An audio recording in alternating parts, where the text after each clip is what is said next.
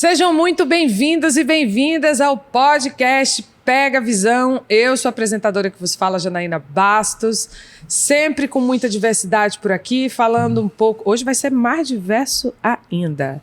Falando sobre direito do trabalho, falando sobre gestão, falando sobre marketing, falando sobre vendas, falando sobre supermercados, porque a gente adora, sobre setor alimentício, que a gente ama falar sobre isso. Eu só trago convidado viciado nisso. E trouxe mais um da minha galera.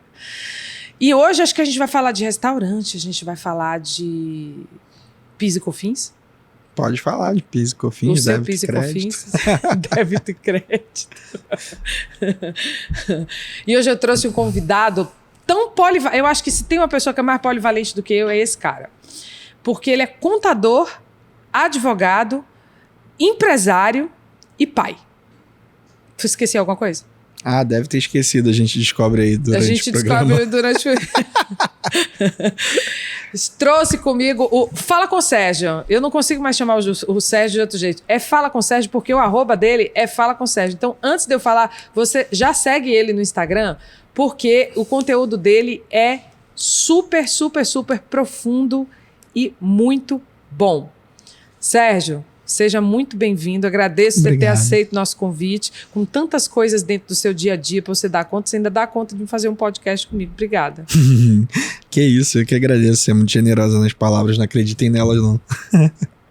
Eles sabem que eu sou sincera. Eu tenho um sincericídio na veia. Se eu tô falando é porque eu acredito. Pô, vai esse podcast, o nome, o episódio vai ser Boca Maldita, então.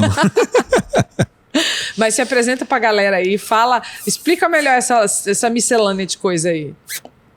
Eu brinco, né? Sempre quem já teve em evento que eu tive a oportunidade de falar, já ouviu esse storytelling. Eu brinco que pra me apresentar profissionalmente eu tenho que falar primeiro do meu bisavô. Porque meu bisavô já trabalhava com contabilidade antes da contabilidade ser regulamentada. Meu avô foi contador, meu pai contador, minha mãe, tios, enfim. E aí chegou a minha vez e, claro, né, fui fazer direito, porra. Não queria ver contabilidade nem pintado de ouro. E aí fiz direito, minha primeira graduação é em direito. Me formei, aí fiz direito societário e mercado de capitais como especialização. Fiz outra em direito privado, né? Era processo civil e direito civil. E tributário. Até que um professor falou: Sérgio, você vai correr de contabilidade até quando, cara? Tua família inteira é contadora. E aí fui fazer ciências contábeis e depois ainda um mestradinho lá em economia e gestão empresarial. Então é um pouco dessa polivalência aí. Fora as áreas que eu já me aventurei, né? Já tive curso de inglês, curso profissionalizante, fintech, startup em outra área. Já tive lanchonete, tenho 2 restaurantes, tenho 2 quiosques de donuts, produto digital, advoguei, escritório de contabilidade são 5. Advoguei não, advoga. Descobriram de novo que eu sou advogado, né? Tava esquecido. Ele tentou esconder, mas ele é bom de fazer uns negócios societários, aí descobriram que ele é advogado e ele tá advogando de novo. Quando eu falo advoguei, é porque quando eu me formei, foi a primeira coisa que eu fiz, né? Óbvio, eu tava formado em direito, fui advogar, e aí na época, como meu pai já tinha um escritório de contabilidade, já atuava em algumas causas trabalhistas quase que por extensão, meu pai também é advogado. Eu fui advogar, né? Fui fazer o trabalhista pro reclamante, desculpa. Sério? Você? Nossa. Fizemos. Assim, a gente advogava para a empresa que era cliente do escritório e como o escritório ficava em frente a um ponto final de ônibus, de dezenas de ônibus, e o prédio era vizinho de uma autoescola e tal, então tinha um fluxo de pessoas, de trabalhadores muito grande, que iam lá. E aí, cara, dinheiro na mesa a gente pega, né? Com certeza. Só que era um dinheiro muito caro. Aí eu parei. Então, eu te entendo. Eu te entendo bem. Te entendo. E hoje você tem um grupo de escritório de contabilidade, não é isso? Isso. Hoje somos 5 escritórios, 4 de um grupo, um que é o antigo, né? Que vem de família. E temos 4 escritórios com sede em Rondônia. Longe, tá, gente? Longe. Nada contra Rondônia, né? Óbvio, a gente tá aí. Se você tá lá, não tem nada contra. Rondônia, Rio Grande do Norte, Minas e Rio de Janeiro. Mas atende todo o Brasil. 24 estados a gente não atende Sul. Estamos juntos, a gente atende 24 estados. A gente não atende ainda o Sul. Por umas questões tipo Secretaria de Estado e Fazenda de Santa Catarina é surreal. E... enfim, e aí por umas dificuldades operacionais, que o Brasil é muito diverso, né, de um estado para o outro, mas é questão de tempo, até o final do ano a gente vai estar em todos os estados de forma remota, e daqui a 2 anos no máximo, eu espero, em todos os estados, uma representação lá, nem que seja uma recepçãozinha só para a pessoa brasileira sinestésico, né, para ele entender que estamos ali, fincar a bandeirinha. E São Paulo, eu já passo uma semana por mês em São Paulo e até julho eu espero estar inaugurando São Paulo, fazer um coquetel lá e aí a gente faz um podcast de lá também. Toda vez que eu digo que eu vou fazer uma reinauguração do escritório, porque eu fiz uma nova reforma, antes de eu conseguir fazer o coquetel, eu compro outra sala e eu alugo outra sala e aumento o escritório. Aí não dá tempo de inaugurar de novo. Para de produzir conteúdo, porra. Você não quer parar, acontece isso. E a advocacia no meio disso tudo? Então, eu digo que eu sou apaixonado pelo direito e extremamente decepcionado com a advocacia. Eu vim de uma graduação... eu comecei a fazer direito aqui do lado, na antiga Gama Filho.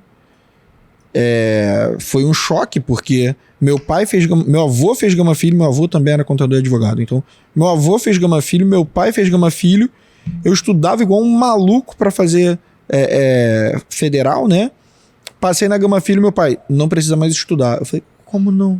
Ele, não, você não vai fazer federal. Eu falei, como não, pai? Tô estudando pra isso. Ele, não, se você fizer federal, vai ter que trabalhar desde cedo, pode, blá, blá, blá, blá. Eu quero que você faça Gama Filho, foi onde eu fiz, tal, papapá. Eu falei, então tá bom, né, vamos pra Gama Filho.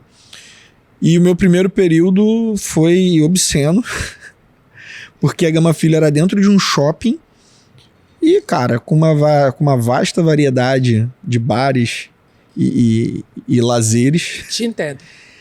E no final do primeiro período, eu falei, cara, isso não vai me levar a lugar nenhum.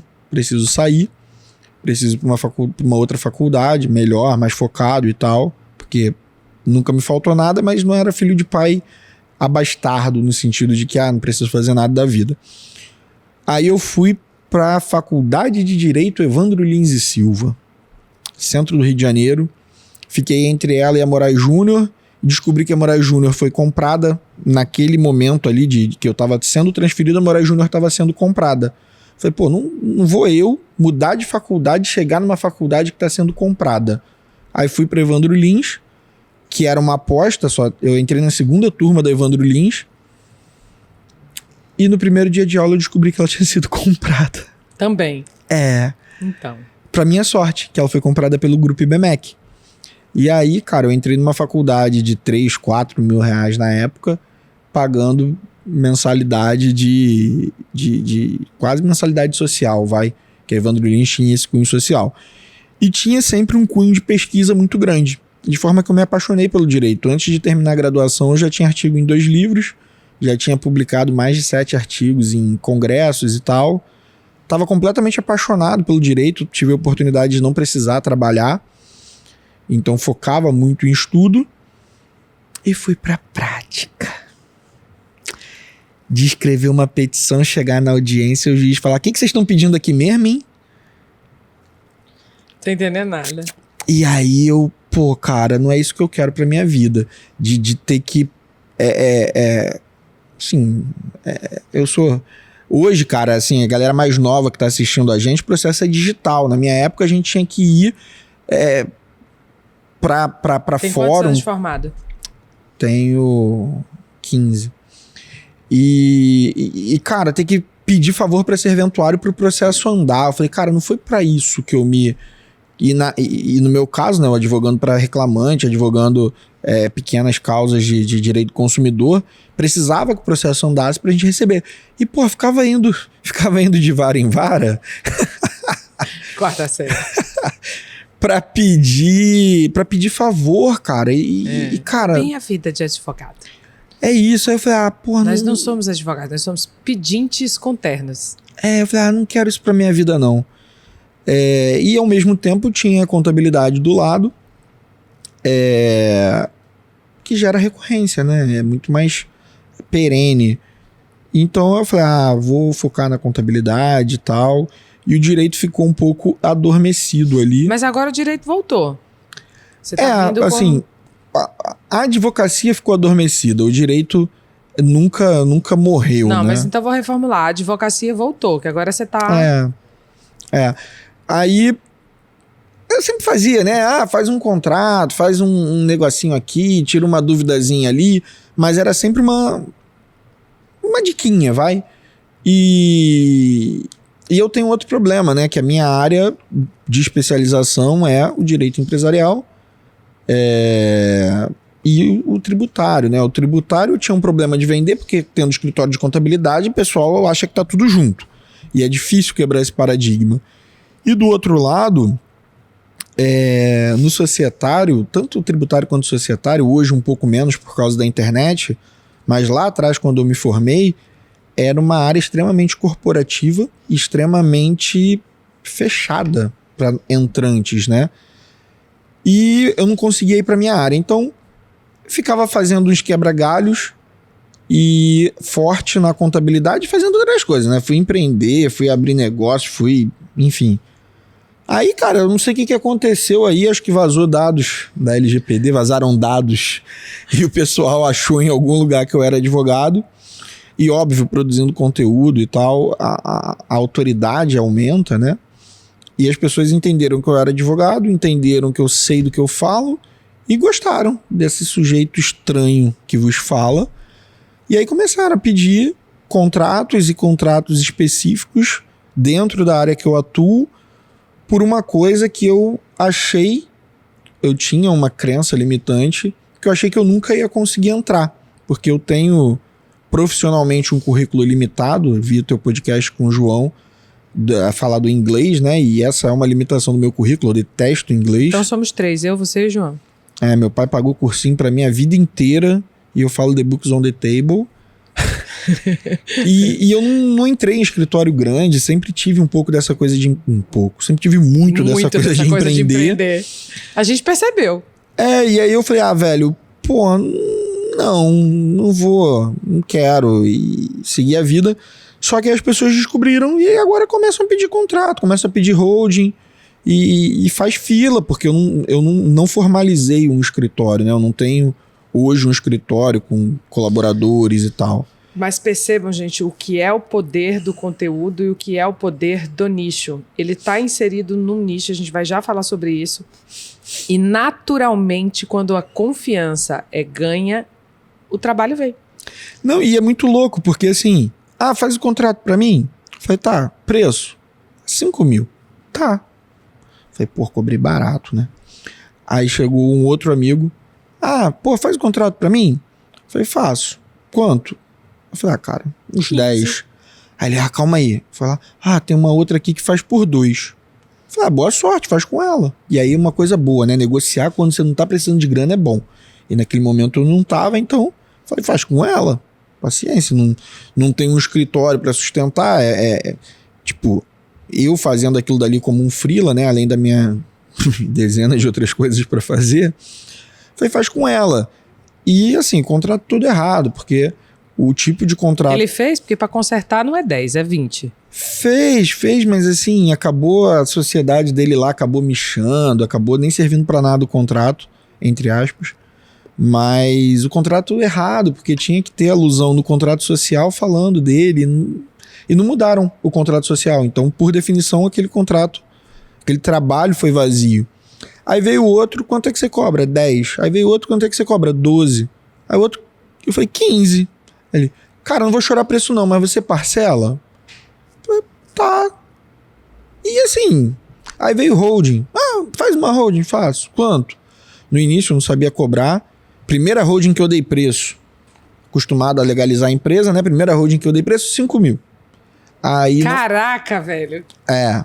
Gente, Para tudo. Não copiem isso em casa. Não faça isso. Você pega a sua horinha, seus custos, suas coisas, você precifica de verdade. Que esse negócio de, deixa eu pensar, ele faz isso porque ele acabou de dizer. Porque ele não precisava.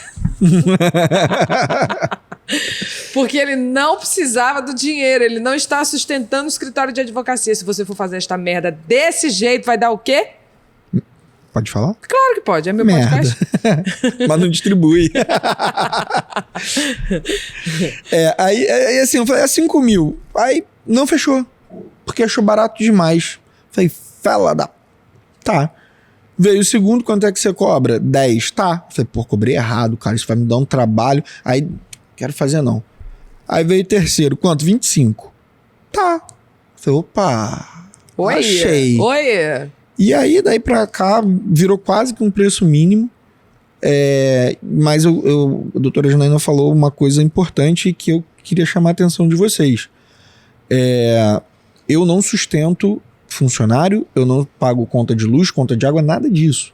E eu acho que é um modelo de advocacia também, que hoje eu posso me dar o luxo de fazer isso, não por ter uma grandíssima autoridade ou reputação, mas por ter outras fontes de renda. Não tem outras pretensões maiores em relação a isso, né? Até tem, que eu sou meio megalomaníaco, mas assim... Mas ela não despertou ainda na advocacia de volta. Vai despertar. Nos bastidores a gente conversa. Então pronto. Mas assim, a grande questão existem 2 modelos, eu acho, pelo menos 2, mas existem milhões de modelos de negócios, mas quando a gente fala de profissional liberal, existem basicamente 2 modelos de negócios, né? Existe o cara que escala, e não tem nada de errado na escalada, óbvio. Mas o cara que abre filial, bota a gente para trabalhar, etc, etc, etc, que é um modelo que eu gosto, que é um modelo que eu faço na contabilidade, tenho nada contra ele, mas sem querer eu tô me aproximando do outro modelo, que é o cara que simplesmente coloca preço. Que joga o jogo do high ticket. É isso. Então, assim, tem lá o médico que bota plano de saúde e atende 30, 40 por dia, e tem o médico que vai na sua casa e cobra 10 mil reais a consulta. Óbvio que o caminho natural para construir isso é autoridade, autoridade, autoridade, autoridade, autoridade. Foi mais difícil construir essa autoridade, e hoje a gente é a prova viva de que não é mais tão difícil. Antigamente, poucos podiam se dar esse luxo. Antes era impossível, né? Se você não tivesse relacionamento, se você não tivesse fatores externos que construíssem essa reputação, que te ajudassem, era praticamente impossível.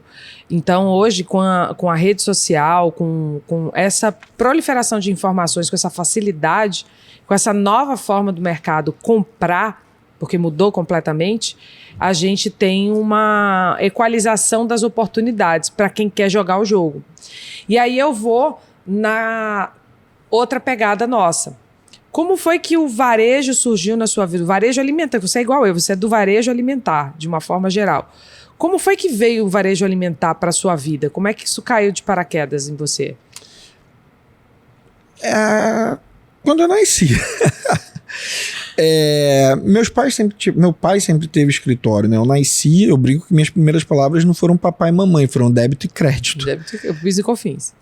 Assim, eu nasci dentro de um escritório de contabilidade. Almoço em casa era às vezes com sócios do meu pai. Almoço de domingo era meu pai e meu avô comentando coisas de contabilidade. E eles sempre fizeram para comércio? Sempre fizeram para comércio. Sempre fizeram para comércio. Meu avô tinha um escritório grande no centro do Rio e atuava muito com a galera da Cadeg, com a galera de padarias. Não era nem tanto mercado, até porque na época, né, o modelo era outro. Principalmente aqui no Rio de Janeiro, as padarias, entre aspas, morreram. Porque todo dono de padaria, em algum momento, entendeu que ter um mercadinho era legal. Então, muitos e muitos clientes do escritório do meu pai, e eu vivi isso como criança, mas eu vi isso acontecendo, eram padarias que viraram mercadinhos, às vezes compraram terrenos do lado e acabaram virando mercadinhos. Muito natural isso. E assim, é isso. Meu avô já tinha um escritório, meu pai não deu seguimento ao escritório, montou o dele, mas também pegando muita padaria, farmácia. Ele gostava muito de padaria e farmácia. E as padarias foram virando mercadinhos, então tinham os mercadinhos. E a gente foi... Eu cresci no meio disso, então não sei dizer. Eu lembro que eu tinha... Então, para você, a escolha de um nicho para suas áreas, para suas profissões, foi uma coisa natural pela própria vivência que você tem? Não. Assim, eu nem sei se ainda... Eu acho que o escritório do meu pai não tá bem nichado, para começar por aí. Não. Porque era muita padaria, ainda é muito comércio. Mas ele tá nichado por varejo alimentar, né? Não. Ele faz tudão. Faz tudão. Mas tem propósito. Porque assim, eu faço tudão. Eu tenho tudo lá no escritório, por exemplo, na advocacia. Eu tenho dezenas de ramos de atuação. Até porque os próprios clientes acabam abrindo outras coisas e trazem lá para o escritório. E o que a gente, obviamente, consegue desenvolver expertise, o que a gente consegue desenvolver a mesma qualidade técnica, a gente absorve. Então acaba tendo muita coisa. Mas o grosso lá no escritório, 80%, é varejo alimentar. Então, só que eu sou maluco, né? E aí eu conheço um monte de gente. E aí eu vou pros eventos e conheço as pessoas, e as pessoas gostam, eu levava lá pro escritório, e aí a coisa foi diversificando. E, assim, eu acho que você nicha muito bem. Cara, eu falo para donos de supermercado e acabou. Óbvio que caem outras pessoas. Mas você se posiciona dessa forma. Escolher um nicho, eu acho que é isso. É tipo... Vou te dar um exemplo, o nome do escritório é Acelera. Eu acho um bom nome, eu gosto do nome Acelera, mas não é um bom nome para varejo alimentar, é um bom nome para autopeça. Verdade. Então, assim, falta essa... Ou para startup, para alguma coisa do tipo.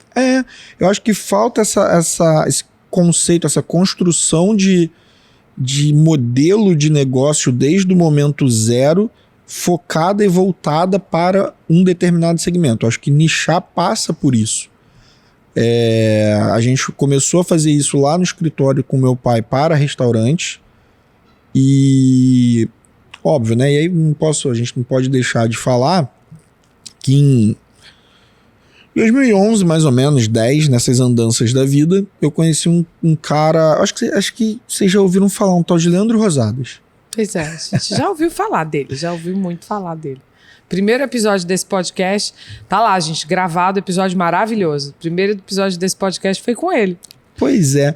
E eu conheci esse cara quando ele dava palestra num espaço menor que esse ambiente de podcast. Assim, vocês não estão vendo tudo, mas o ambiente é um pouquinho maior, grande. Óbvio. Mas muito menor do que isso, muito menor. Uma salinha... Beijo pro Antônio, que faz podcast aqui. Podcast maravilhoso. Quem vier no Rio de Janeiro, por favor, é o lugar. Show de bola. Aí, assim, era uma sala de, sei lá, 3x4 ou 4x3, enfim. Era uma sala muito pequena, a gente se conheceu ali. O Leandro sempre louco também. Se eu achava que ia dominar o mundo, o Leandro tinha certeza. E tá dominando. E, cara, entre idas e vindas ali, a gente sempre se ajudando. Eu levei ele no primeiro curso dele de marketing digital. Sério? Sério. Só que ele é uma máquina, né? Enquanto eu tava perdido na vida, enquanto a gente tá ele tava andando, o lançando. Leandro tá voando, né? Exato. Enquanto eu dormia, ele lançou à noite ali. Literalmente, ele estava fazendo live à noite, provavelmente. É isso. Então, aliás, eu tô com uma preciosidade. Conta. Um vídeo de 2016 Mentira! dele. Com aquele cabelo ainda. Que cabelo? Ele tinha um cabelo estranho naquela época. Tinha. Não tinha barba. Pois é, ele é muito estranho. Enfim, eu tenho um vídeo dele. Vou chantageá-lo no Bootstrap. Você chantageia no Bootstrap e você me passa o vídeo, porque a gente já anunciou do podcast, porque agora a gente vai rodar nos nossos stories. É claro que a gente vai rodar nos nossos stories. E aí o Leandro nichou antes, né? E foi pro segmento do supermercado e tal. Um belo de um dia descobriu uma tese tributária de um cara de São Paulo. Falou: Sérgio, eu não confio em ninguém para ver se isso tá certo. Vamos lá comigo? Eu falei: vamos. E ele deu um cheirinho da tese. Era uma tese que tratava de imunidade tributária. Eu baixei todas as decisões do STF de imunidade tributária e li todas. E aí você achou qual era? Achei qual era a tese e falei: é isso que o cara vai falar. Quando chegou lá foi o que o cara falou. A Maria, sócia dele, olhou pra minha cara e falou: você é um alienígena. Você é um alienígena. Você é um alienígena. Aí a vida seguiu. Em um momento o Leandro falou, não, cara, vem pra dentro. Porra, não faz sentido eu ter outro contador. E aí eu assumi as contabilidades internas do Leandro, né, das empresas dele. E a gente começou a desenvolver um projeto, aí sim, ultra nichado para o segmento de supermercados. E aí eu acho que isso resume, né, como é que eu vim parar dentro do nicho da forma que eu acredito. Como é que nós dois estamos. E o nicho da forma que eu acredito. Só para deixar claro, gente, quem tá na audiência e não tá entendendo, nós dois somos especialistas no Grupo Leandro Rosadas. A gente tem nossas empresas, as nossas coisas, mas quando o Leandro vai fazer evento, ele nos convida e a gente vai, palestra, faz tudo. Nós temos clientes em comuns, a gente leva os nossos clientes pessoais das nossas empresas pro Leandro Rosadas, a gente faz muito isso. Pois é, e aí assim, isso é o nicho que eu acredito. E aí até para advogado que estiver nos vendo, quando pensar no nicho, pensa desde o início, modela o teu negócio para isso. Escolhe o ponto comercial pensando isso, linguagem, roupa, tudo você tem que pensar nisso. Hoje em dia a gente tem que né? escolher o domínio na rede social, a gente tem que escolher o NPI. Tem que escolher o endereço do site, tem que fazer essas coisas, que hoje em dia a coisa tá, como diria o João, quem tem limite é município. É isso. É isso. Mas assim, agora vamos entrar na nossa galera, no ramo do varejo alimentar. Porque é uma coisa que é uma dor muito gritante de todos eles. Essa coisa da proteção de patrimônio. E você faz isso, você conhece as dores do ramo alimentar muito bem, tanto de restaurantes quanto de supermercados, que eu também atuo bastante nas duas áreas. Conta pra gente um pouco, o que essa galera tem, o que chega de bomba? Porque eu tô fazendo a pergunta retórica, eu sei que a galera já chega cheia de processo, toda empipinada e quer fazer hold. Ou a galera não tem a menor ideia do que é isso, ou vem fazer uma hold, coloca o negócio dentro, o patrimônio dentro, bota tudo dentro. O que você tem para dizer pra galera? Como proteger o seu patrimônio? Eu brinco, holding, isso morde, né? É de comer? Cara, acho que assim, primeira coisa se a tua empresa não tá no Simples Nacional, você tem que ter uma holding. Ponto final. Se tiver no Simples, não pode estar na holding? Não pode ter holding? Não pode. Ah, entendi. Empresa do Simples é proibida de ser sócia de outras empresas ou de ter como sócia uma outra empresa. Eu vou começar a fazer consulta particular agora. Pode estar no lucro presumido? Pode, lucro presumido. Lucro presumido ou lucro real? E aí, assim, a partir do momento que você foi excluído, cara, monta uma holding, tá com uma holding entre você e a atividade econômica. Como assim? Ora, eu desenvolvo uma atividade econômica, no nosso caso, né, supermercado, restaurante ou qualquer outra que seja. A gente sabe que no Brasil existe uma coisa chamada princípio da entidade, que é a separação entre pessoa física e pessoa jurídica. Só que a gente sabe também que isso não funciona muito para o pequeno empresário. Principalmente no direito do trabalho, mas enfim. Exatamente. Mas em tese existe essa divisão, só que ela é complexa, juridicamente ela é muito frágil no Brasil, e vocês fazem o favor de piorar a coisa. Porque paga escola em nome da empresa, porque paga plano de saúde em nome da empresa, aí paga a conta da empresa no Pix da pessoa física, e eu faço paga também. A conta da empresa na pessoa física. Em algum momento eu acabo tendo que fazer também, gente. Quem disser que não faz...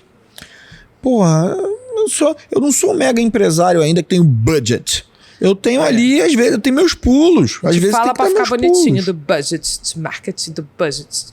Porra, mas às vezes a gente tem que dar os pulos e acaba dando um mole. Então, quando você faz isso, você pratica uma coisa chamada confusão patrimonial e é relativamente fácil de desconsiderar personalidade jurídica e das bobeagens que você faz na empresa atingirem o teu patrimônio pessoal. Tecla SAP. Você tem o CNPJ, quais as coisas no CNPJ, contrata funcionário no nome do CNPJ, faz contrato no nome do CNPJ, aí o juiz vem e diz assim, se CNPJ não vale nada, eu vou lá no seu dinheiro. Isso é desconsideração da personalidade jurídica. Tecla SAP de novo. Você tá em casa dormindo, acordar, olhar tua conta e tá bloqueada. Tu fala, que houve? Essa é a melhor tecla SAP. É um advogado trabalhista que pediu penhora online porque a tua empresa não pagou uma dívida. É isso aí. E, cara, isso acontece. A holding não tem a capacidade de impedir absolutamente isso, mas, no mínimo, coloca uma barreira no meio do caminho. Eu brinco que eu faço alusão a uma cebola, né? Você pega o teu patrimônio, bota dentro da cebola e fecha. Por quê? Porque a cebola tem camadas. E criar uma holding é colocar uma camada de proteção nisso. Por quê? Porque se desconsiderar a personalidade jurídica, pedir para ir no patrimônio do sócio, o sócio é a holding, não é você. Aí vai na holding, se a holding também não tiver, pode pedir a desconsideração para chegar no sócio? Pode. Porém, aí vem a outra holding. Você cria uma holding patrimonial e coloca o patrimônio dentro da holding patrimonial. Essa holding patrimonial a gente não precisa ter... A empresa não precisa estar no lucro real. Não, na verdade eu não recomendo que se coloque empresa dentro da holding patrimonial. Isso, tem que ser duas holdings separadas, Isso. né? E aí, só para explicar a coisa, tá, gente? Eu tenho lá...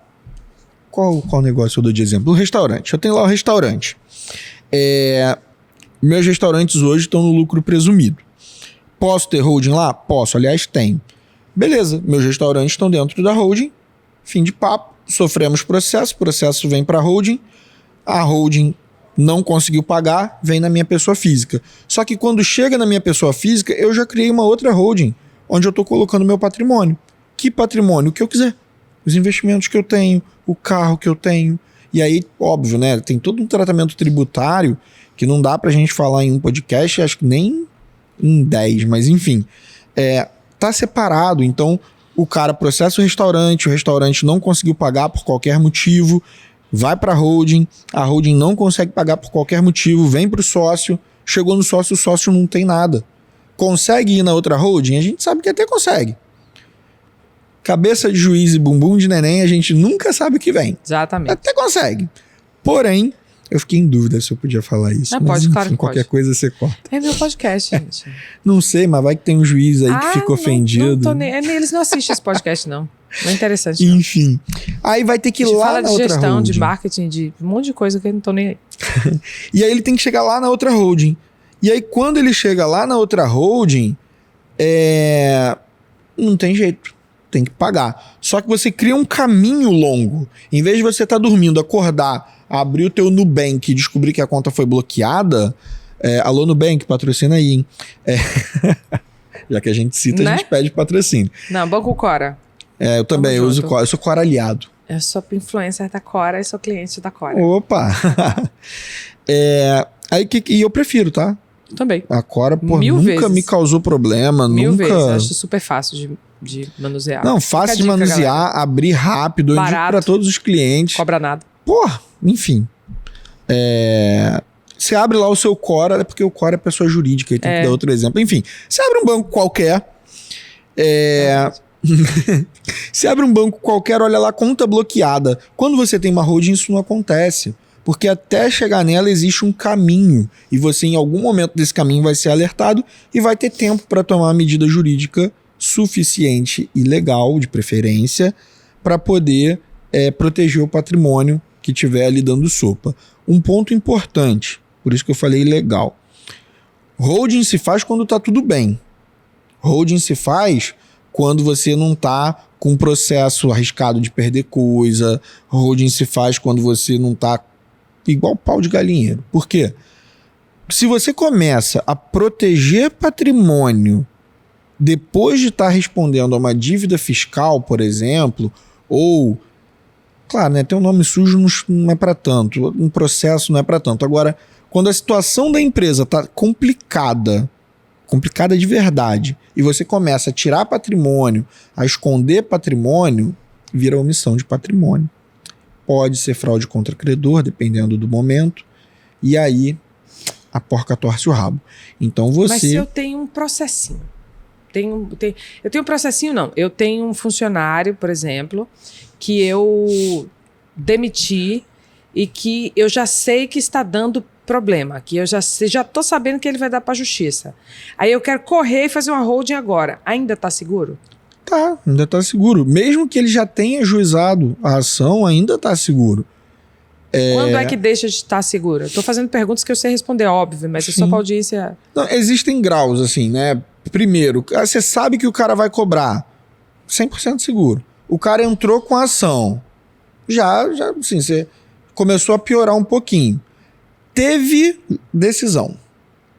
Já piorou um pouquinho mais. Decisão transitou em julgado. Lascou em banda. Agora, não, é uma empresa de 50 milhões de faturamento anual e é uma ação trabalhista de 100 mil. Passa o carro, abre a tua holding. Não é isso que vai trazer o problema. Agora, eu tenho uma empresa que fatura 2, 3 milhões por ano, ou que seja 2, 3 milhões por mês, que já está endividada, que deve imposto, que tem um monte de reclamação trabalhista. Cara, aí não.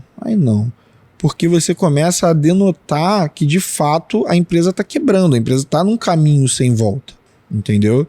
Agora, Sérgio, qual é o momento objetivo disso? Não tem momento objetivo, porque uma empresa que deve 100 mil e fatura 50 milhões, abriu a holding, o cara questionou, tu fala, cala a boca, menino, abri a holding minha pessoa física, tá aqui 100 mil, isso aqui é dinheiro de truco para mim. Então, assim, é de cada cliente. A holding da pessoa física com o patrimônio do cliente, ela protege do processo trabalhista também? Também protege menos, porque o juiz trabalhista é uma bênção, mas protege também, porque vai chegar no patrimônio do sócio e não tem nada. Agora, a gente já sabe que existem decisões permitindo, inclusive, a penhora de cotas de empresas, né? Então, pode penhorar, inclusive, a holding patrimonial. Faz uma desconsideração da personalidade jurídica inversa, né? É isso. Então, ela blinda 100%? Não, mas ela ajuda muito e, óbvio, né? Você tem uma holding limitada, tem uma holding SA, eventualmente você pode abrir até uma offshore. É óbvio que... E aí, por que a holding é cara, gente? E eu tenho noção que é caro, mas é caro porque a holding ela é personalizada. Não é igual abrir, sei lá, um supermercado que a gente sabe que se faturar ali acima de 250 mil é lucro real e fim de papo. E acabou. Não tem muito planejamento tributário para ficar fazendo. Óbvio que sempre tem alguma coisa, você sempre... Um supermercado pode pagar de 0 de imposto a 9, 10% de imposto e quebrar. Então, assim, não estou menosprezando o trabalho que dá fazer contabilidade de supermercado, pelo amor de Deus. A gente faz isso todo dia. Você faz, né? O tempo todo. E dá trabalho sim. Só que quando você vai fazer a holding, esse trabalho vem para o societário. E aí você começa a identificar qual é o patrimônio, qual é o tipo de patrimônio, qual é o tamanho desse patrimônio. E aí você vai dizer qual é o melhor remédio jurídico, né? Qual é a melhor forma jurídica de acordo com cada pessoa. Por isso que quem faz holding é advogado e não contador, né? É advogado e não contador. Inclusive, fazer contrato é atividade privativa de advogado, né? A gente acha um contratinho na internet, troca o nome e acha que tá tudo bem. Não está. Mas, enfim. Meus amigos contadores vão ficar bravos, mas é o que é, Mas cara. É uma realidade, é uma verdade que precisa ser dita. E é por isso que eu advogo para... não sei quantas de cabeça, mas eu acredito que 12 contabilidades hoje que foram... Dessas, acredito que uns 70% vieram por problema de responsabilidade civil. E assim, holding... Eu brinco que tem a padaria que é uma holding, né? O cara abre um CNPJ com atividade de holding e fala, pronto, tem uma holding.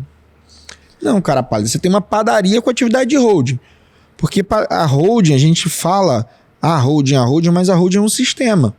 Como eu falei, você cria uma holding para a empresa, uma holding para patrimônio, que tecnicamente não é nem holding. Definição de holding, uma empresa que administra outras empresas, uma empresa que possui outras empresas. Se é uma empresa que possui patrimônio, por definição não é holding. Mas a gente chama porque tá todo mundo chamando, fica mais fácil, a gente não vai ficar de preciosismo, né? E a galera que tá no Simples Nacional, tem algum mecanismo jurídico para eles se protegerem? Uma holding patrimonial, por exemplo. Só a holding patrimonial, sem ser a holding empresarial. Assim, fazer a coisa certa, respeitar o princípio da entidade, não misturar a conta. Fala lá, o princípio da entidade é não misturar a conta PJ e PF. Isso. Tudo isso vai te ajudar a se proteger. Agora, Assim, gente, vamos lá. O que é mais desprotegido possível? Empresa individual. Que é lá o MEI ou a figura do empresário individual. Artigo 966 do Código Civil. Sociedade individual de advocacia também entra nessa... Não, aí virou sociedade. É sociedade, mesmo que seja individual. Lá atrás, long time advogados, eu tenho que ago... falar para vocês também. Long time ago... Vocês podem ter holding. Vocês podem ter... A do advogado pode entrar em holding... Pode fazer uma holding empresarial? Advogado, contador, profissão regulamentada. Não pode. Não posso ter... Dentro de por exemplo, dentro de uma contabilidade, dentro da advocacia, pior ainda, né? Necessariamente tem que ser advogado. Dentro de uma contabilidade, eu tenho que ter 50% mais um das cotas sendo de contadores. Então, aí tem umas limitações. Eu preciso de mais do que uma empresa para colocar numa holding empresarial? Não, posso ter uma empresa só. E aí por isso que eu falo, se você tem um mercado, um restaurante está no lucro presumido ou no lucro real, não faz sentido não ter a holding. Óbvio que não vai ser uma holding tão elaborada. E como é que a holding protege? Quando chega numa execução, como é que funciona essa questão de uma execução? Quando você tem a holding empresarial? No mínimo, sofri a execução, pediu desconsideração da personalidade jurídica, foi concedido, veio para a holding antes de chegar no sócio. E aí vai ter que, no mínimo, uma outra petição, pedir de novo desconsideração, levar sei lá mais quanto tempo até ser concedido e chegar no patrimônio do sócio. Agora, essa holding pode ser uma SA. Sendo uma SA, eventualmente... Só em grandes casos, né? Eu não recomendo fazer SA para qualquer botequim. Exatamente. Mas... Você tem uma empresinha, duas, não vale a pena. Depende do tamanho dessa empresa. Por exemplo, eu tenho um mercado que fatura 3 milhões, 4 milhões. Tem dois mercados, mês, fazer uma SA, e SA, gente, não é só a empresa que tem ação na bolsa. A gente tem a sociedade por ações aberta e fechada. Fazer uma SA fechada é viável? É mais caro que a limitada? Mas não vai custar 100 mil. Então, é viável fazer uma SA fechada. A grande questão é que aí você também precisa de um contador mais especializado. Você precisa aprender a jogar o jogo. Pelo seguinte... O jogo aí é bem mais alto. Mas quando eu tenho uma SA, eu coloco um administrador nessa SA, coloco, eventualmente, o financeiro nessa SA e meu nome nem aparece. Você que está assistindo a gente, que é empresário, faz o seguinte, digita aí, consulta CNPJ. Você vai cair na minha propaganda, tá? Porque eu tô primeiro ranqueado. Mas não é para isso não. Você vai lá e clica no site da Receita Federal, consulta CNPJ, procura o site da Receita, entra lá no site, coloca o teu CNPJ e clica em procurar. Lá embaixo vai ter consultar QSA. Clicou em consultar QSA, nome dos sócios. Se você é uma holding, clicou lá em uma SA, independente de ser holding ou o próprio mercado, clica em QSA, aparece o nome do administrador. E aí, cara, você começa a se proteger mais. E mais do que isso, quem responde é o administrador. Numa SA, quem responde é o administrador e não o detentor das ações. Perfeito. O acionista. E mais do que isso, né? Nós dois podemos abrir uma SA, colocar o João, abraço, João, colocar o João como administrador dessa SA, a gente nem aparece e a gente pega as nossas ações e faz a transferência dessas ações, sei lá, para o Leandro Rosadas, e aí eu só estou citando nomes para exemplo, tá? E o Leandro Rosadas não apareceu em momento nenhum. Ele só vai estar no livro de ações, que é um livro particular, não está registrado na junta comercial. Ou seja, nem tem como saber quem é o dono. Por quê? Óbvio que tem como pedir judicialmente para esse livro ser apresentado e etc. Mas é muito mais complexo, porque quando o cara vai lá, vê quem é o sócio, procura na internet, não acha. Aí vai na junta comercial, pede a certidão, ou pede para o juiz uma certidão da junta comercial. Aí vai apresentar o estatuto. Não é contrato social, é estatuto. No estatuto, o nome que vai aparecer é o meu e o teu. Porque a gente assinou a ata e o nome do Rosadas, por exemplo, não está nem na ata. Está num livro privado. Aí ele vai ter que pedir a apresentação desse livro para aí sim descobrir quem é o acionista daquela holding. Então existem vários artimanhas, né? E artimanhas legais que a gente pode usar para se proteger. Caro? Agora não precisa ser uma empresa de $1 bilhão para fazer isso. Hoje, o conhecimento, né, graças à internet, inclusive, pessoas como você que fazem A pessoa quando não tá tão acostumada faz essas coisas. Bota aquela tela preta aí.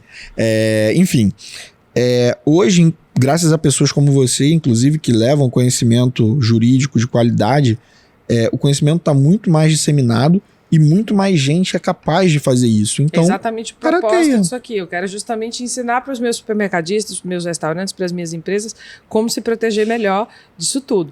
E falando em proteção, a gente precisa falar de um assunto que todas as vezes que eu encontro você, a gente fala do mesmo assunto, porque é mais do comida. Que comida também. Agora ela tá fitness, também. Agora ela não fala tanto assim. Agora eu tô fitness, agora a gente fala mais com o João, de malhação. A gente se encontra, a gente vai malhar às 5h30 da manhã, pega o Uber e vai pra academia. Psicopata. Aí fica a terceira idade, entendeu? Reclamando, falando mal, dizendo que a gente tá indo malhar. Mas a gente é fitness, a gente tanta coisa pra fazer na vida, vai puxar peso. Quero comer.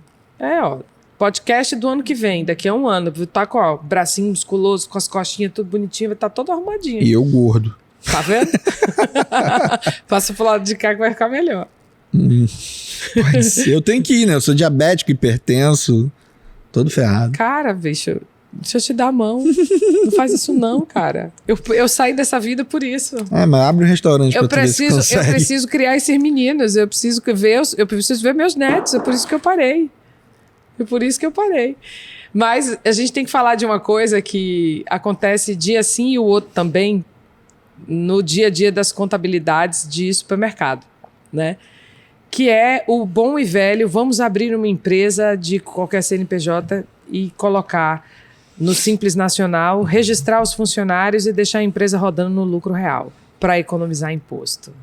Vamos falar sobre isso? Vamos. Dá merda? Dá. Falamos. Próximo. Cara, qual o problema? Vamos lá. Quando a gente faz um planejamento tributário, existem coisas que são permitidas tranquilamente e existem coisas que a lei não proíbe, e aí vale a máxima, né? Tudo que não é proibido é permitido. Mas também existe uma coisa chamada abuso de direito. O que é o abuso de direito? Abuso de direito é quando eu uso uma forma legal para obter uma... vantagem legal. Uma vantagem, um benefício, um fim, né? Que é, no mínimo, diverso do que aquela forma original previa. O que eu quero dizer com isso? É proibido abrir empresa no Brasil? Claro que não, eu posso abrir. Vamos por exemplo prático, né?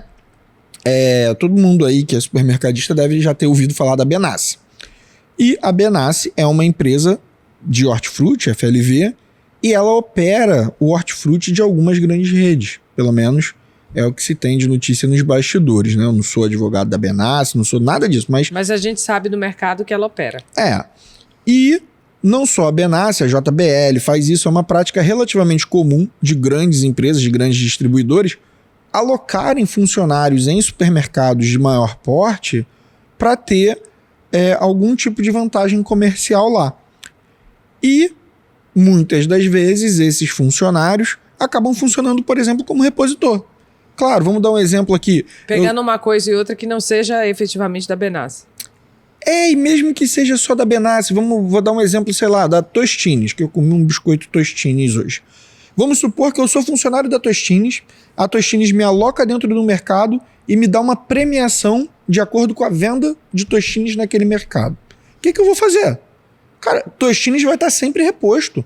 Vai estar sempre até o teto, bonitão, enfeitado. Eu vou pedir para colocar na ponta de gôndola, eu vou dar meu jeito, é meu papel lá dentro. E eu tô trabalhando legitimamente para a Tostines. Por quê? Porque, cara, tudo que eu tô fazendo é em prol dela e eu tô fazendo para receber mais. Agora, eu tô ajudando o supermercado? Claro que tô. Eu tô fazendo reposição. Eu tô ajudando ele a vender mais. Isso é proibido? Não, isso não é proibido. Agora, as pessoas olham para isso e falam, então, eu vou abrir uma empresa no nome da minha mãe, esposa, irmã, filho, sobrinho, parente, vizinho. E, se a Tostines faz isso dentro, sei lá, do Carrefour... Exatamente isso. Por que a minha esposa não pode fazer dentro do meu restaurante? Quando não bota no próprio nome, né?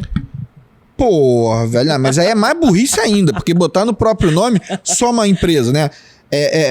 Tem um supermercado, fatura 500 mil por mês, tá no lucro real, abre uma empresa no Simples Nacional no meu nome. Soma, né?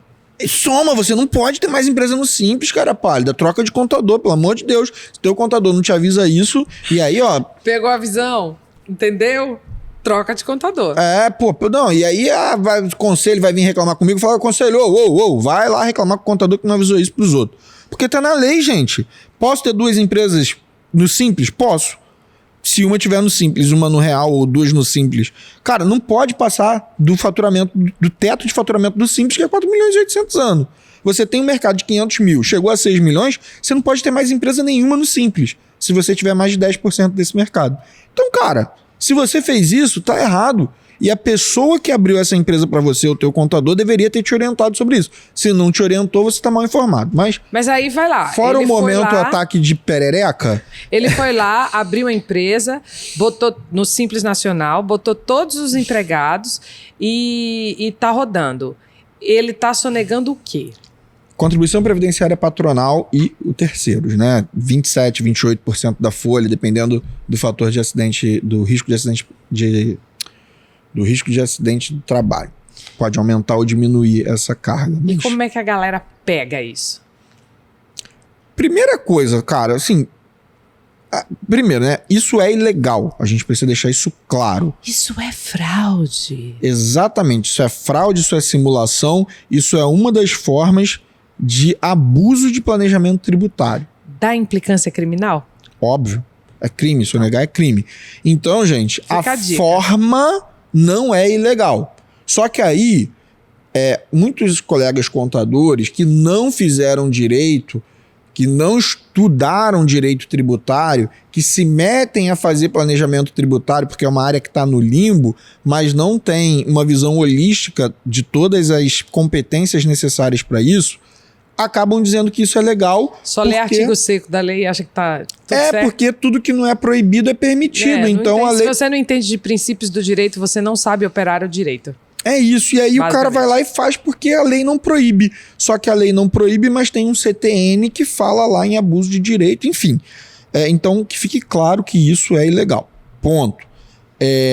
Mas o mercado faz e a gente não tá aqui para jogar confete, a gente sabe que o mercado faz e tem formas que o mercado faz que são idiotas e tem formas que o mercado faz que é mais difícil de ser pego. A primeira forma idiota é você não tem funcionário nenhum no supermercado. Cara, que mercado é esse? É autônomo? Hoje tudo bem, dentro de 50 metros quadrados. Agora tu vai ter um mercado autônomo de 400 metros? Não existe mercado sem funcionário. Então, essa é a primeira forma idiota. Segunda forma que as pessoas podem pegar cara, tu já tá economizando imposto, cara. Tem gente que diz imposto sonegação não é crime, é legítima defesa, né? Não deixa de ser. Cara, pelo amor de Deus, você já tá ali economizando com imposto. Aí tu ainda vai sacanear o funcionário? E eu tô falando sacanear, não tô falando, não, porque veja bem. Não tô falando que funcionário é coitado, não. Tô falando sacanear, não pagar hora extra, não pagar domingo, não pagar feriado, sonegar direito do cara. Eu não tô aqui pra defender. Errar as coisinhas, não fazer o apuro trabalhista e ainda abrir a porteira pra uma ação. Quando eu advogava para reclamante, pedido número 1, citar outra parte. Exatamente. Pedido número 2, oficiar a Receita Federal e o INSS, é o Ministério Público do Trabalho. Não raro o juiz fazia assim. Se fosse, eu não sou advogado de reclamante, mas se eu fosse, eu ia pedir pedido número 1, configuração de grupo econômico. Ainda tem isso.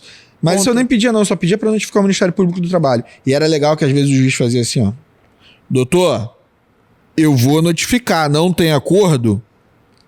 E aí a gente conseguia acordo. E o cara não tá nem entendendo o que tá acontecendo, porque tá com o advogado trabalhista do lado, que não entende nada de direito empresarial, que não entende nada de gestão e não sabe nem o que tá acontecendo. E aí assim, então, não sacaneia o funcionário. Porque se você sacanear, isso vai parar na mão do juiz e o juiz pode notificar, tá? E aí eu digo mais. Não existe joguinho escondido, nem jeitinho, nem aquela coisa que se fazia antigamente. A única forma de você profissionalizar e crescer é cumprir o básico. É fazer o básico meio feitinho. E você não consegue fazer o básico bem feitinho, deixando de cumprir direito trabalhista. Janaína, você cumpre todos os direitos trabalhistas na sua empresa? A gente tenta, mas a gente não consegue. Mas a gente também não fica dando mole para fazendo coisa óbvia que vai deixar o funcionário puto. Isso. Agora, uma coisa importante, tá? Na prática, outra coisa que pode acontecer é deixar o funcionário puto. Sindicato. Aí sindicato cisma que é fiscal, né? O cara... né? O cara acha que é fiscal. Área. E, pior do que isso, é, de fato, ir no fiscal do trabalho. Agora... Mas quem tá autuando? Quem tá chegando lá? Quem é que tá chegando na porta do mercado falando assim, Receita Federal. Tá me devendo, você tá... Então, aí o ponto importante, fiscal do Ministério do Trabalho quer saber se o direito está sendo respeitado. Então o cara chegou lá, viu que tem uma empresa sobreposta ali, mas você pagou tudo bonitinho, normalmente esse cara não vai nem... vai falar, tá. Segue a vida dele. Ele pode e deveria, ele tem o dever funcional lá do direito administrativo de notificar o órgão público competente que ele viu uma irregularidade. Sim, mas se você tiver uma boa conversa, e não tô nem falando de dar dinheiro não, mas você atender o cara direitinho, mostrar que respeito funcionários, funcionários estão direito. Muitas vezes eles passam por cima. Se for um MPT não funciona. Mas assim, se for fiscal, não, tô falando fiscal mesmo, né? Se for MTE. Não, Ministério Público do Trabalho rodou. Se for Ministério Público do Trabalho, pode comprar o caixão que... rodou. Agora, se for só o fiscal do Ministério do Trabalho, não Ministério Público do Trabalho, um é órgão da, entre aspas, órgão da Justiça e o outro é órgão do Poder Executivo, um é sui generis. O outro é Poder Administrativo puro. Poder Executivo puro. Então, assim, no Poder Executivo puro, fiscal do trabalho passa, Ministério Público do Trabalho não. Agora, quem tem autoridade para autuar é Procuradoria da Fazenda Nacional, que passou a reunir Receita Federal e INSS. O trabalhista, o Ministério Público do Trabalho, ele vem autuando isso e declarando a fraude trabalhista, porque há uma... Esqueci a palavra. Você mascara uma relação. Você coloca... Primeiro que ele entra dentro do mercado, ele investiga antes e ele sai. Quem é teu patrão? Fulano. Onde você trabalha? Nesse endereço ou nesse endereço aqui? Não, trabalho todo dia aqui. Você vem todo dia pra cá, você vem todo dia pra cá. E ele sai perguntando pra todos os funcionários. Você tá registradão? Então, mesmo que você tenha metade pra cá, metade pra lá, acontece isso na prática. E isso é fraude. Depois, hoje eles estão forçando a fazer TAC para registrar todos os funcionários de volta no CNPJ correto. E ainda tem um problema, né? Porque quando você é autuado, e isso é notificado à Receita Federal, essa empresinha que estava no Simples pode ser excluída, tá na lei. Exatamente. Lei Complementar 123. Exatamente. E aí, se você for excluído, podendo ser excluído de forma retroativa, você vai ter que pagar tudo do mesmo jeito. Então, eu tô com uma empresa... Não, a gente pode falar que tá com uma empresa, né? Tem uma empresa que foi autuada e tem vários CNPJs. E nessa jogada de fazer no Simples e ficar colocando para registrar. E a ordem foi: desmanche todas as empresas e faça uma empresa só, porque sua operação é uma só. E pague todo o retroativo. Então, todo o retroativo. Aí entra uma outra discussão. Porque vamos lá, gente, existe a forma tosca de fazer. Que é quando... E o que é a forma tosca? É quando... A gente até brincou no evento, né? Quando você faz uma rodinha e as pessoas ficam perguntando como fazer isso. Aí você tá deliberadamente forjando, premeditando uma forma jurídica válida para atingir um bem jurídico irregular, no mínimo. Essa reuniãozinha configura o crime ali, a premeditação e tudo mais, né? Então você confabulou para aquilo. Mas nada impede que eu tenha uma empresa que coloca sacolões dentro de supermercados, como, por exemplo... Mas aí é um contrato jurídico válido, outra história. Não confundam lé com cré. Quando você faz, e aquela desculpa esfarrapada de que aquilo ali é uma terceirização, é um fornecimento... Terceirização não pode estar no Simples. Então, é isso que eu ia falar. É um fornecimento de mão de obra. Todas essas coisas estão lá na lei 6019 de 74. Já dei até o número da lei para vocês irem pesquisar. Joga no Google. E lá tem dizendo que a empresa tem que ter capital social compatível, tem que ter autorização do Ministério do Trabalho para fazer aquilo ali, então não pode estar no Simples Nacional. Então quem te disse que era fornecimento de mão de obra, terceirização, ou sei lá como é que você quer chamar, não é. Não, é mentira. Eu acho lindo quando eu vou discutir a pessoa... Agora pode terceirização de atividade fim? Eu falei, pode, só não pode estar no Simples. Eu também adoro isso, né? Só não pode estar no Simples. Mas enfim, aquela discussão de ter várias empresas e tal... Aí entra um ponto importante e que é subjetivo e discutível, que é o planejamento tributário. Não é proibido eu ter mais de uma empresa para operar uma atividade econômica. Não é proibido. Outra coisa que o pessoal erra muito, empresa no Simples com matriz e filial. Você não é obrigado a ter matriz e filial. Eu posso ter um restaurante 100% independente do outro. Exatamente, um CNPJ novo. Então, assim, se vai fazer planejamento tributário, procura advogado, ponto. Eu não tô falando que contador não sabe fazer. Contador sabe fazer, é competente para fazer. Agora, quando você começa a crescer... Eu tô olhando aqui e sorrindo para todos os meus clientes que a gente fala isso.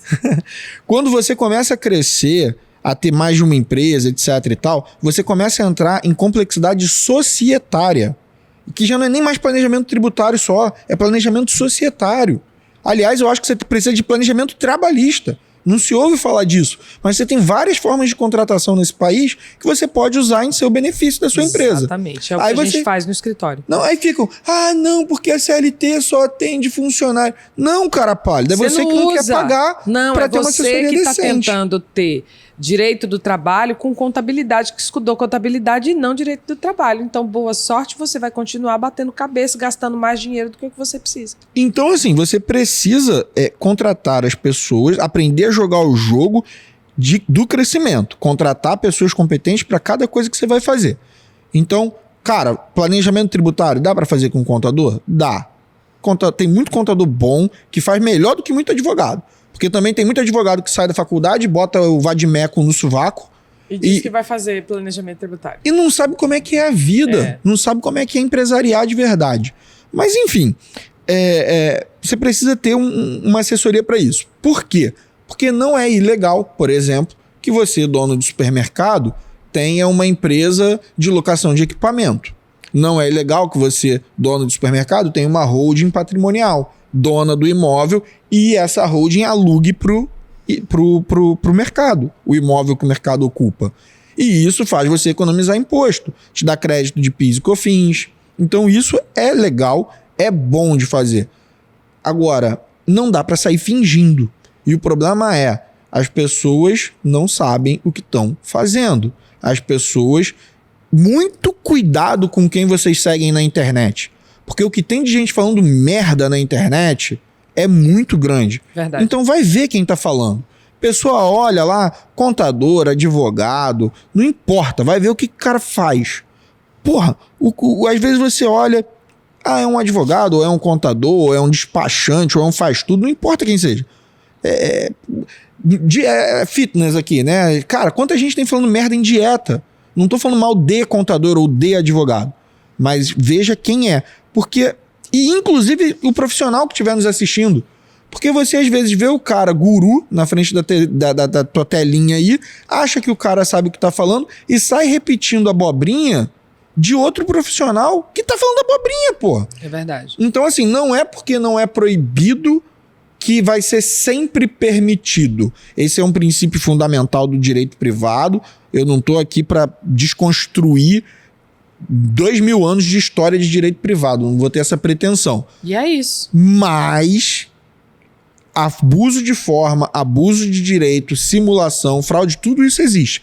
Aliás, Lava Jato, um dos problemas de você prender pessoas que ocultam dinheiro, que desviam dinheiro, que tentam dar golpe de Estado, para falar dos dois lados da moeda, né? Mas esses tipos de crime são crimes que se revestem de legalidade. Verdade. Então, se você olhar só pela forma, você não vê crime. Quando você pega um leigo, o leigo olha para as coisas e fala, não, gente, olha só, não tem crime, tudo que foi feito está dentro da lei. Mas, às vezes, você usa a lei para chegar em benefícios irregulares. Então, num caso desse de 11 CNPJs, Foi 11, sei lá quantos. 11 tem um mercado aqui no Rio. Eu acho que é mais. Aqui no Rio tem um mercado com 11 caixas. Não cheguei a falar não, mas acho que é mais. Não, aqui no Rio tem um mercado com 11 caixas, cada caixa é um CNPJ. Nossa Senhora. É. Eu tenho um cliente que tem 2, mas tá tudo bem. Então, assim... E ela é contadora. Óbvio... Óbvio que num caso desse, cada caixa é um CNPJ, isso é irregular. Agora, eu posso ter uma empresa que loca equipamento, eu posso ter uma holding imobiliária, eu posso ter uma empresa de locação de veículos. Aliás, as grandes locadoras desse país têm uma empresa de locação de veículos, só locação de veículos para pagamento de IPVA, e uma empresa de venda de carro. Isso é comum. Grupo econômico, as empresas formam grupos com CNPJs diferentes para poder aproveitar benefício fiscal. Mas é isso, vocês agora aprenderam e entenderam e eu espero que vocês não façam mais besteira. E a gente está se encaminhando para o final. Eu, de antemão, queria agradecer tua presença aqui, queria agradecer você disponibilizar esse tempo pra gente, que eu sei que sua agenda é mega apertada, não sei nem como é que você dá conta, cara. Ele é pai de gêmeos, ele é pai de gêmeos, novinho, o PIS e o COFINS, entendeu? Crédito e débito. Então, é muita coisa. Mas obrigada demais. E eu queria que você deixasse uma mensagem para essa galera aí de como sobreviver às crises, essas tempestades, como se proteger, como economizar imposto, sem fazer tanta cagada. Existem 3 coisas que levam uma empresa a fechar.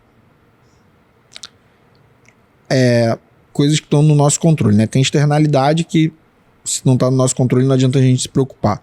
Mas tem 3 coisas que estão no nosso controle e são as únicas 3 coisas que fazem uma empresa quebrar. A primeira é falta de caixa. Cara, não tem dinheiro, não vai pagar luz, não vai pagar salário, já era. Fácil. Quebrou. Essa tá fácil. Essa tá fácil, mas muita gente peca aqui porque não faz planejamento financeiro, não tem uma contabilidade que adequa e papapá. Segundo, sociedade. Porradaria de sócio quebra a empresa. Então, acordo de sócios, que não deu nem tempo da gente falar, ter um planejamento societário bem feito. E a terceira coisa é a falta de energia. É quando o empresário, o brilho no olho fica opaco e o cara não consegue mais viver para lutar o dia seguinte. E normalmente seu brilho no olho vai embora porque você não procurou as pessoas corretas para você estar junto. Você não tem as pessoas corretas para te ajudar a aliviar o fardo e você está tentando lutar a luta sozinho.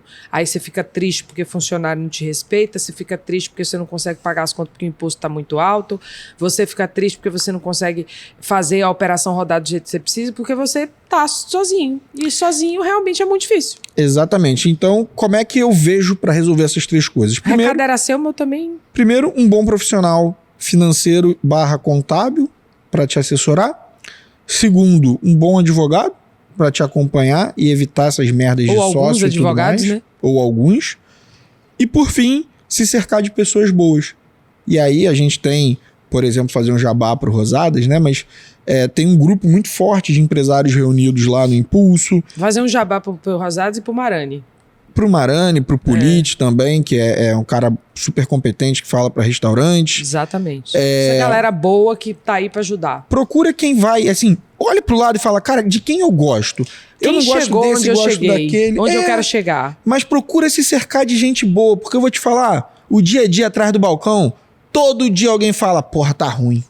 Meu Deus, eu não aguento mais, porque o Lula isso, e se não for o Lula é o Bolsonaro, e se não for o Bolsonaro é o Temer, e se não for é a Dilma, sempre a culpa é de alguém e sempre tá reclamando. Verdade. Cara, quando você vai pra um evento de gente sangue no olho, aliás, eu vou fazer um outro jabá, que às vezes não é nem da tua área, procura o Daniel Reis, vai lá, procura. Exatamente. Velho, se cerca de gente que tá voando. Que faz para todas as áreas, para todos os tipos de empresários. É isso. Inclusive para os advogados, para todo mundo. Mas se cerca de gente boa que tá do teu lado, que vai te botar pra cima. Porque pra baixo, Deus me livre, já basta tudo que a gente vê na televisão. E se você chegou até aqui, significa que você gostou desse conteúdo, que você aproveitou e com certeza tirar valor você tirou muito. Então, o que você vai fazer agora? Você vai compartilhar esse vídeo com alguém que você sabe que precisa disso aí. Aquele supermercadista que tá borocochô reclamando, fazendo tudo isso que a gente acabou de falar aqui. Aquele dono de restaurante que tá borocochô fazendo tudo que a gente acabou de falar aqui. Porque tá errando e tá tentando fazer todas essas porcarias que a gente falou aqui. Então, Não deixa de assistir nosso próximo episódio. Para isso, você tem que estar inscrito no canal para ser avisado que nosso episódio é quinzenal. Você precisa ser avisado que esse episódio vai ao ar. Então, se inscreve no canal, deixa seu like nesse vídeo, que senão o YouTube não entende que esse conteúdo é relevante e não manda para mais gente. E obrigada por ter ficado até aqui. Obrigado pelo convite. Obrigada por você ter aceito. A gente precisa de umas 15 lives, né? A gente precisa de... se a gente fizer um podcast nós dois, já dá muito assunto. Você tem muito assunto. A gente não falou de restaurante, não falou de vinho, não falou de metade de nada do que a gente tá falando. 3 temas que dariam um podcast inteiro em um só. Só em um. Obrigada, gente. Um beijo. Até a próxima.